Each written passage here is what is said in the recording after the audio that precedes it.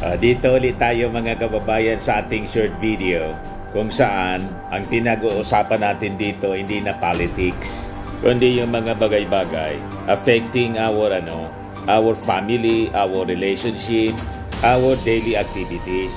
Sabi ko nga mga kababayan, yung purpose natin para yung ating mga personal experiences baka may mapulot yung ating mga kabataan mula sa ating mga experiences mga kababayan. Kaya sabi ko nga, ini-encourage ko kayo, i-post ninyo rito sa comment section ng ating video kung ano yung inyong mga nagbabagang mga balita at pagtalakay sa mga isyu ng lipunan. Bulsa!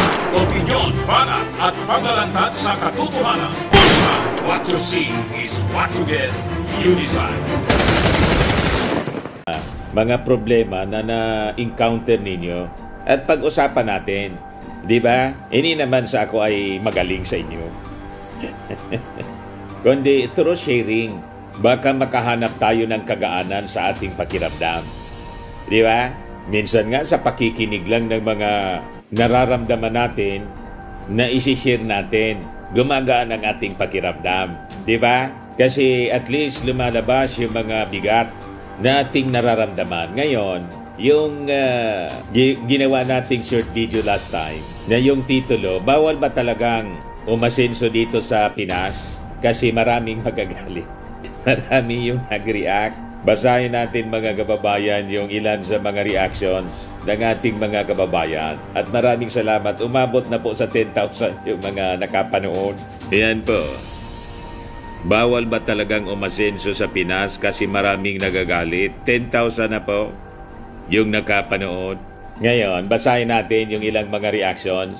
Sabi ni Claribel Javier, "Kori ka dyan, Bullseye, para umasenso, wa na paling-falinga." Di ko maintindihan kung ibig sabihin niya ng paling-falinga. Para di mo makita yung mga distractions. Para focus ka sa pagpaunlad ng sarili para sa family. Thanks and congrats, Bullseye. Yan yung sinasabi natin mga kababayan. Sabi nga sabi sa kanta, "Huwag mong pansinin ang mga naninira sa'yo." Anong kanta ba yon? No si Balasi. Basta niya alam mo lang ang ginagawa mo. Basta yung ginagawa mo, tama. No si Balasi lang. Sino ba sila? Tama po? Kasi distraction lang po sa ating mga pangarap sa buhay. Kasi sa ating paligid po, hindi nawawala yung inggit. Ang unang nainggit dyan, yung mga nakaka-observe sa'yo, yung lagi kang nakikita sa paligid, yung neighborhood. Kami nga po rito, noong medyo mahirap pa yung aming buhay mga kababayan, may neighbor kami na laging nakangiti sa amin. Pag in-invite namin sa mga okasyon, pumupunta dito sa bahay. Nung nagpaayos na kami ng aming bahay kasi nasira ng bagyo, alangan di namin pa ipaayos. Giba po itong bahay namin. Natira ito po na kusina at saka isang kwarto. Yung sala namin, ubos. Yung napakalakas na bagyo. Siyempre, nagsumikap din po ako na mapaayos yung bahay. Nang mapaayos namin, di na ako kinikibo.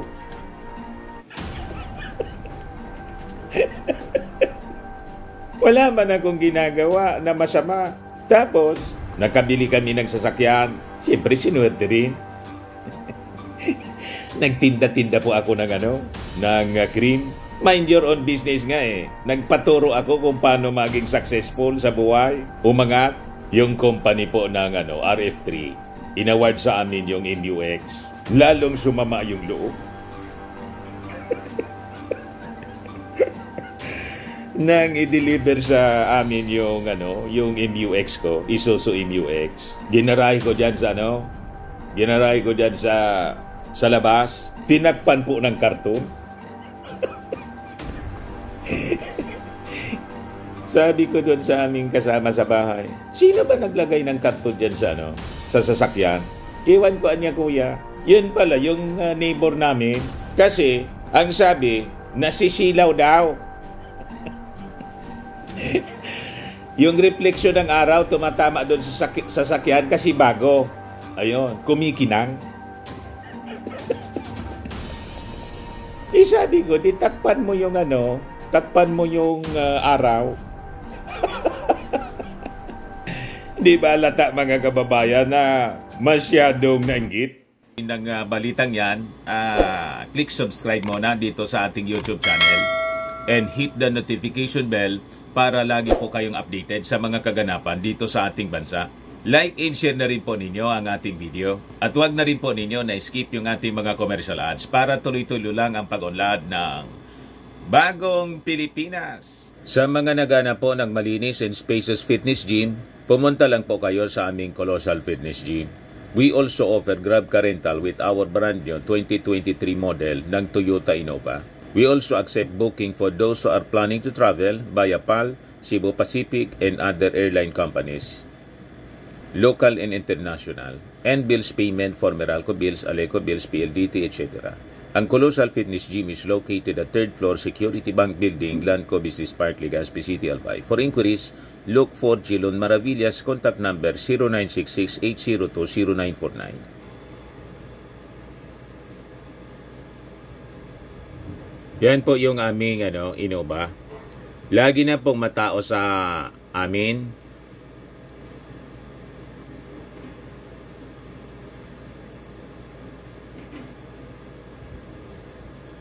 Yan po mga bagong clients namin.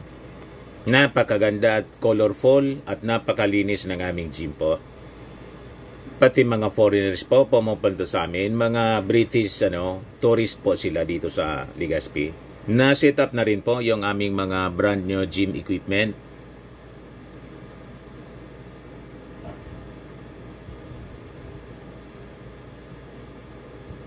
May treadmill na rin po kami.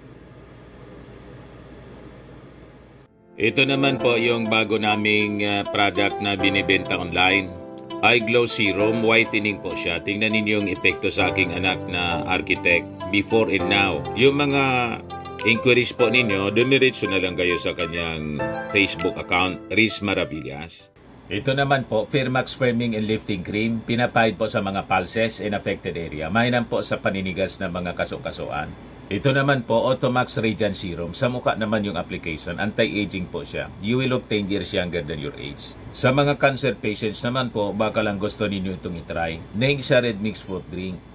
Hindi mo po siya gamot, food supplement siya. Kaya lang, gawa siya mga kababayan sa goji berry. Yung goji berry may anti-cancer properties.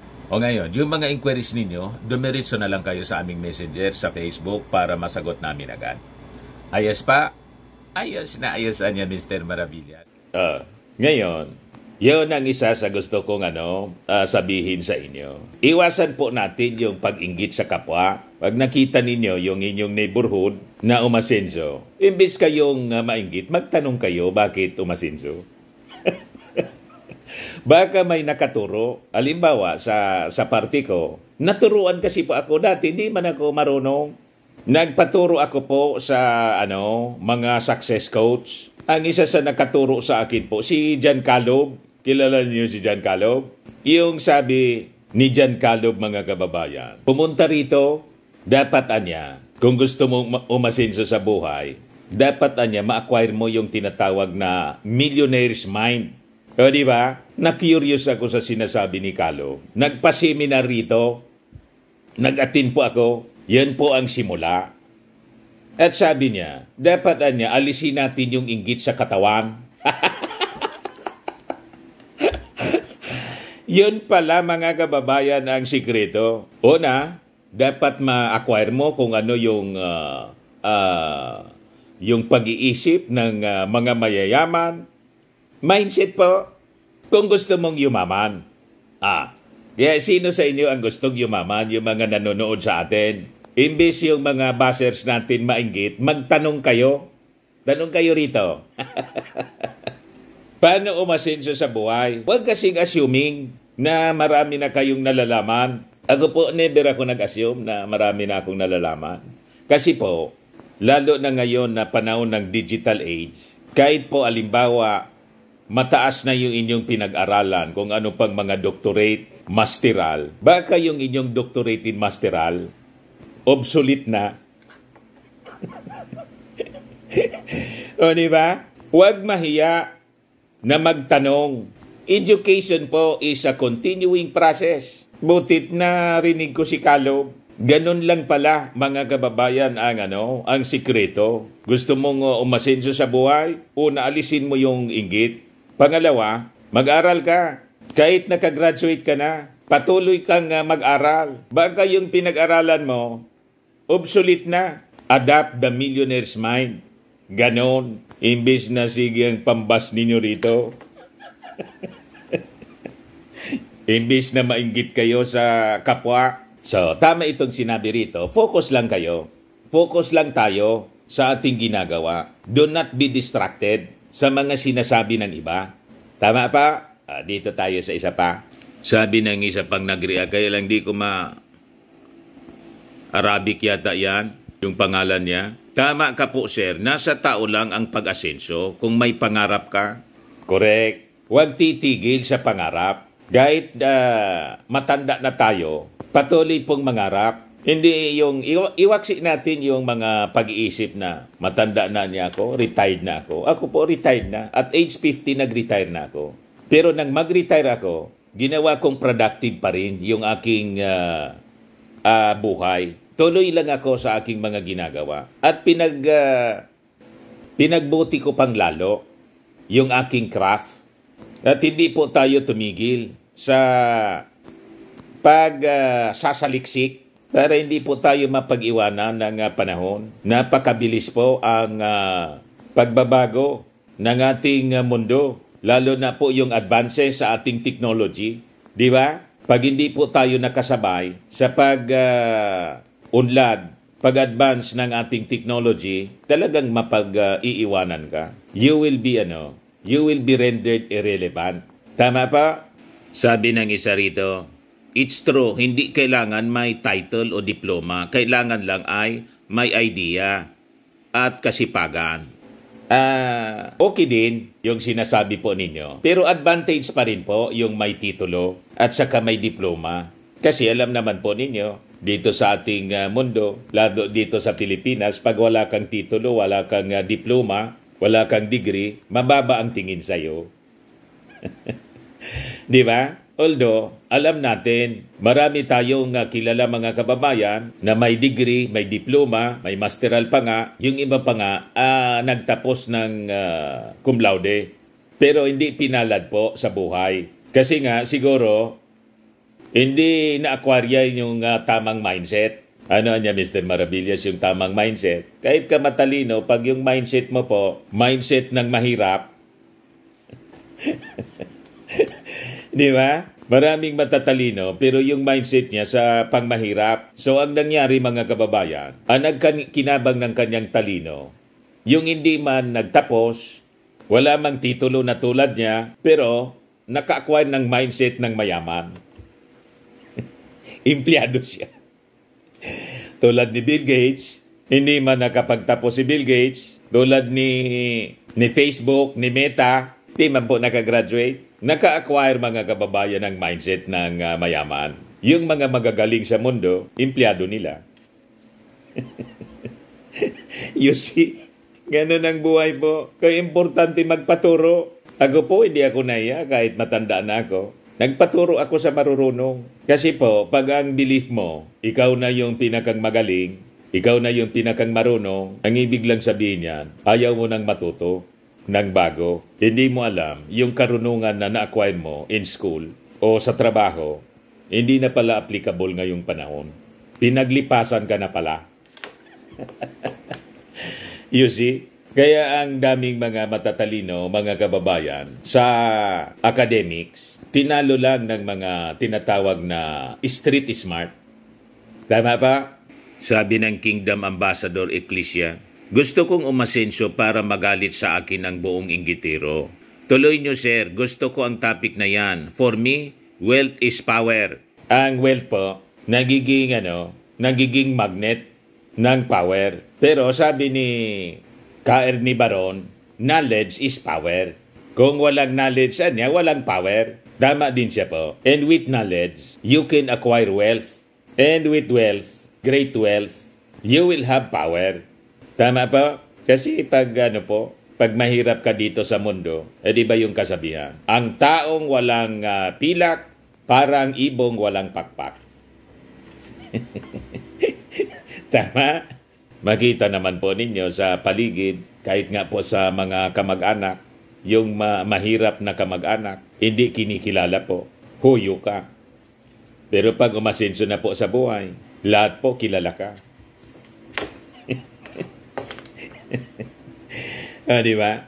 Ganon ang natura sa buhay po. Sabi ng isa pa rito, maging sa mga magkakamag-anak, nagagalit kapag yung kamag-anak umasenso sa buhay. Pumapasok kasi yung inggit. Kaya sabi natin kanina, alisin natin yung inggit sa kapwa, inggit sa katawan. Yan ang isa sa mga barriers kung bakit hindi ka umasenso sa buhay. Kasi mainggitin ka sa kapwa mo. So kailangan turuan mo yung sarili mo na maka-appreciate sa mga magagandang nangyayari, sa mga kakilala mo, kaibigan mo. Pag natutunan mo yon, dadalo yung blessing sa'yo. Sabi nga po sa nabasa ko about envy, the envious man grows lean at the success of his neighbor. A man shall never be enriched by envy. Pag alam kasi, mga kababayan ng mga nakapaligid sa iyo na inggitiro ka, iiwasan ka. Yan ang yung taong niya, inggitiro. So, lalayo sa iyo yung lalayo sa iyo yung blessing. Iiwasan ka ng mga taong matitino. Kaya sabi ng nabasa natin, a man shall never be enriched by envy. Ayos pa? Ayan lang mga kababayan yung ating short video ngayon. Maraming salamat po sa inyong pagsubaybay. Kung may mga topics po kayo about relationship, about family, problema ninyo sa mga anak ninyo na pwede ninyong i-share dito. Hindi man kailangan pangalanan natin para mapag-usapan at makapagbigay tayo ng konting advice pati yung ating mga tagapanood. Ayos pa? Ayan lang po mga kababayan yung ating short video ngayon. Ako po si Dante Maravillas. Bye-bye. God bless.